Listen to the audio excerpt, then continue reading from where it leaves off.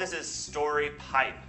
From Yahoo News, U.S. circumcision rate drops. On the 8th day of her son's life, Julia Query welcomed friends and family to celebrate the birth of her son and honor their Jewish heritage with the bris. But there was no circumcision. It's not like you're just cutting a piece of paper off a pad. There's no cut line here. It's not made to be cut off, and I would never, ever do that to my baby.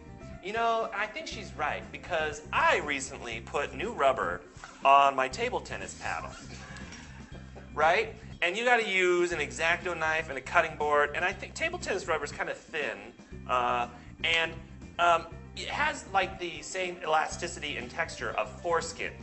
And I was cutting around the paddle, okay? And it, you know, you can't really do a zoom close-up of this, but it's a little jagged, and in some places I exposed the sponge. In other places, I actually just do, I do it just right, but other places it's kind of rough. And the thing is, I'm like, how does a mohel practice? Like, is the first couple babies like the jagged edge of my ping pong paddle? Because I'm not unhappy. I'm kind of unhappy about this, and I'm thinking a baby would be like, "Damn, what are you doing down? What are you doing down there? How do you practice cutting off pieces of foreskin from human people?" But, there's a lot of parents who are now refusing circumcision. And the U.S. circumcision rate peaked at nearly 90% in the early 1960s, but began dropping in the 70s. And by 2004, about 57% of all males were getting circumcised. Circumcision remains the nation's most common surgery. The second most, apparently, is the removal of our collective consciousness.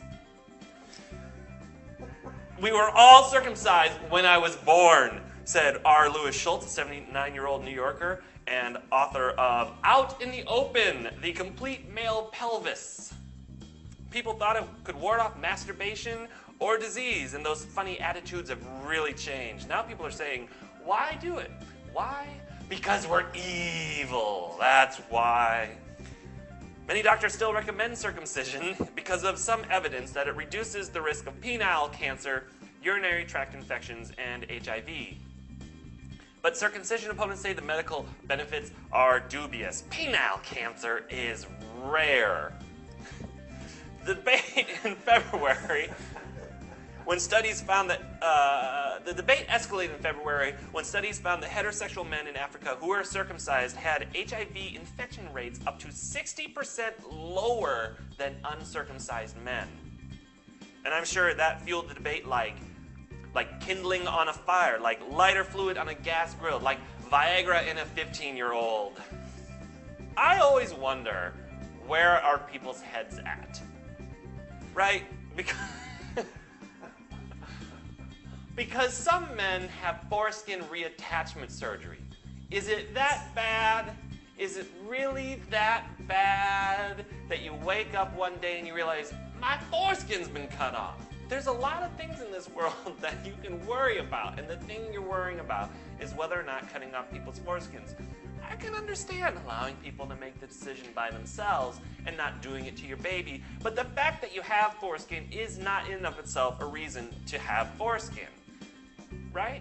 There are lots of things that we have on our bodies that don't work so great, like wisdom teeth, like an appendix, like various different things. And while we don't necessarily recommend surgery for everything because it's invasive, I really think you're getting a little bent out of shape. We all like them straight. Okay, bye.